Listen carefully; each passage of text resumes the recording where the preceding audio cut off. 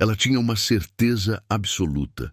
Aquele tipo de certeza que queima por dentro, que não deixa espaço para dúvidas. Ana estava orando, como fazia todas as noites, quando uma palavra veio à sua mente com uma força que ela não conseguia explicar. Era clara, direta, como uma ordem: vende tudo. O negócio que você vai abrir será a provisão para a sua família. Ela não questionou. Por que questionaria? Parecia tão certo, tão abençoado.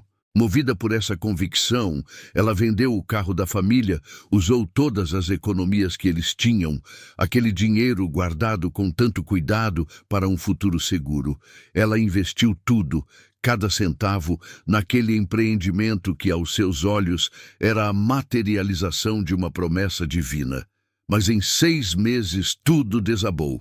O negócio faliu completamente. As dívidas chegaram como um maremoto, engolindo não apenas o dinheiro, mas a paz, a segurança e quase o seu casamento. O que restou para Ana foi um vazio profundo, um silêncio de Deus ensurdecedor e uma pergunta amarga que a atormentava dia e noite. Deus, por que você me falhou? Por que você me abandonou justo quando eu mais confiei em ti? Irmão, irmã, a história da Ana nos corta o coração porque é tão real, tão possível. Mas hoje eu quero te levar a fazer uma pergunta diferente. Uma pergunta que pode mudar tudo. A pergunta certa não era: por que Deus falhou? A pergunta que Ana precisava fazer e que talvez você precise fazer hoje é: e se não foi Deus quem falou? E se aquele sussurro convincente, aquela revelação tão clara, foi na verdade uma falsificação, uma obra-prima de engano forjada nas sombras pelo próprio inimigo das nossas almas, com o único objetivo de nos levar ao desespero e à ruína? O diabo não é um criador, ele é um imitador, um falsário. E a sua estratégia mais refinada, mais devastadora, não é nos tentar com coisas obviamente más, é se disfarçar de anjo de luz, é falsificar a voz de Deus no nosso íntimo. Ele fez isso no jardim do Éden, distorcendo a palavra de Deus para Eva. É assim que Deus disse. Ele começou com uma sutil distorção, uma meia-verdade venenosa. E ele continua fazendo isso hoje nos corredores da nossa mente, no silêncio das nossas orações. Mas como identificar uma falsificação? Como distinguir a voz do bom pastor do rugido disfarçado do leão que quer nos devorar? Existem 3 sinais claros, 3 pistas que o falsário sempre deixa para trás. O primeiro sinal é a pressão. A voz de Deus, meus irmãos, traz convicção, mas ela sempre aponta para a cruz, para o perdão e para a restauração. A voz de Deus pode nos incomodar, mas no fim, ela nos liberta. Ela traz um peso de glória, não um fardo de condenação. Já a falsificação só aponta o dedo. Ela sussurra no seu ouvido: você não é bom o suficiente, você falhou de novo, Deus está irado com você, desista, você nunca vai mudar, nunca vai ser digno. É uma voz de acusação constante, que não oferece saída, não oferece graça. Ela não te leva para mais perto do Pai. Pelo contrário, ela te afasta, te envergonha, te paralisa num ciclo de culpa e autoflagelo. Ela oprime em vez de libertar. O segundo sinal é a desconexão. Tudo que Deus faz é coerente com o seu caráter, que é amor. 1 João 4:8 é claro: Deus é amor. Portanto, qualquer revelação, qualquer direção que vá contra a natureza amorosa de Deus é uma bandeira vermelha gigantesca. A falsificação frequentemente pede coisas que ferem esse princípio fundamental. Ela pode sussurrar para você isolar a sua família, cortar laços com todos os seus amigos e irmãos da igreja, sob o pretexto de uma santidade ou proteção, que na verdade é controle e orgulho. Pode te impelir a tomar decisões financeiras temerárias, disfarçadas de fé, que colocam em risco o sustento da sua casa. A Ana ouviu isso. Toda palavra que semeia discórdia, que promove o isolamento, que gera medo e desconfiança dos outros, não vem do trono da graça, vem do poço da mentira. A voz de Deus edifica relacionamentos, a voz do falsário os destrói. O terceiro sinal, e talvez o mais revelador, é a inquietação. A Bíblia diz em Filipenses 4:7 que a paz de Deus, que excede todo o entendimento, guardará os nossos corações e as nossas mentes em Cristo Jesus. A paz de Deus não depende das circunstâncias, é uma âncora no caos. A falsificação, no entanto, quase sempre vem acompanhada de uma agitação interior profunda, uma urgência doentia, uma ansiedade que não te deixa dormir, uma pressa que não vem de Deus. Você se sente impulsionado, não guiado. É uma fé que se parece mais com pânico, com desespero. A voz de Deus acalma o mar da sua alma. A voz do falsário cria a tempestade dentro de você. A Ana sentiu isso. Ela confessou depois que, no fundo, havia um turbilhão de medo e ansiedade que ela interpretou como a unção para agir. Então, por que o inimigo investiria tanto esforço nessa falsificação tão elaborada? Qual é o seu verdadeiro objetivo? O alvo nunca foi o carro de Ana, nem o seu dinheiro. Essas foram apenas consequências. O alvo principal, a joia que ele queria roubar, era a própria fé de Ana, era o relacionamento dela com Deus. Ele queria semear no coração dela a semente da desconfiança.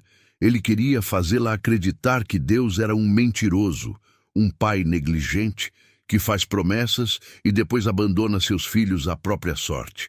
Se ele consegue colocar essa mentira no seu coração, a sua vida de oração morre, a sua confiança se esvai, a sua vontade de buscar a Deus desaparece. Você para de ouvir, porque acredita que a voz que o guia é traiçoeira. É um ataque cirúrgico à fonte da nossa força. É envenenar o poço para matar de sede o viajante. Ele não quer apenas te fazer tropeçar. Ele quer que você desacredite da mão que te ergueria. E isso é ainda mais perigoso quando a falsificação vem vestida de linguagem espiritual. Conheço o caso de um jovem, vamos chamá-lo de Marcos. Ele era fervoroso, cheio de zelo por Deus, e começou a ouvir uma voz que o incentivava a jejuar por longos períodos, a orar até altas horas, a se dedicar de forma tão intensa que ele começou a negligenciar seu trabalho, sua saúde e sua família. A voz dizia: Deus está te preparando para algo grande. Sacrifício é necessário. Soa piedoso, não é? Mas o fruto foi exaustão, orgulho espiritual e um distanciamento doloroso da sua esposa. Era a voz de Deus? Ou era a voz do acusador disfarçada, levando-o a um extremismo que destrói em vez de edificar? Outro caso é o de uma mulher que ouviu que não deveria tomar remédios para sua depressão, que Deus ia curá-la milagrosamente se ela tivesse fé suficiente. O resultado foi um agravamento terrível da sua condição. Irmãos, a fé não anula a sabedoria. Deus nos deu médicos, deu discernimento. A voz que te leva a negligenciar recursos que Ele mesmo providenciou é com toda a certeza uma voz falsa. Então, diante dessas armadilhas, qual é o antídoto? Como a Ana conseguiu se reerguer daquela ruína espiritual e emocional? Ela descobriu as duas chaves para discernir a voz verdadeira. E eu quero entregar essas chaves para você hoje. A primeira chave é a lente da Escritura. Irmão, isso é inegociável. Toda e qualquer voz, impressão, sonho ou visão deve ser passada pelo crivo da Bíblia em seu contexto completo. Não um versículo isolado, arrancado do seu lugar, mas a narrativa completa e coerente das Escrituras que revela um Deus de amor, redenção e graça. A falsificação não resiste à luz pura da palavra de Deus. Se o que você está ouvindo contradiz o caráter de Deus revelado em Jesus Cristo e na Bíblia, descarte isso imediatamente. É lixo espiritual. A segunda chave é o filtro da comunidade. Deus não nos chamou para sermos ilhas. Ele nos colocou em um corpo, a igreja. A falsificação prospera no isolamento. Ela adora quando você se tranca no seu quarto, acreditando que só você tem uma revelação especial. A voz verdadeira não teme ser testada. Compartilhe o que você está sentindo, o que você acha que Deus está falando, com seus líderes espirituais, com irmãos maduros na fé, com pessoas que andam com Deus e conhecem a sua voz. Provérbios 11:14 diz que na multidão de conselheiros há segurança. Foi isso que salvou a Ana. Quando ela, quebrada, compartilhou sua dor com uma irmã mais velha na fé, essa mulher, com brandura, apontou as inconsistências. Mostrou a ela que a verdadeira voz de Deus a chamava para a dependência, para a sabedoria, para a comunidade, não para uma aventura solitária e autossuficiente que era, no fundo, orgulho disfarçado de fé. A falsificação a levou ao orgulho e à queda. A verdadeira voz a levou de volta para os braços do Pai, para a humildade e para a cura. O processo de cura da Ana não foi instantâneo.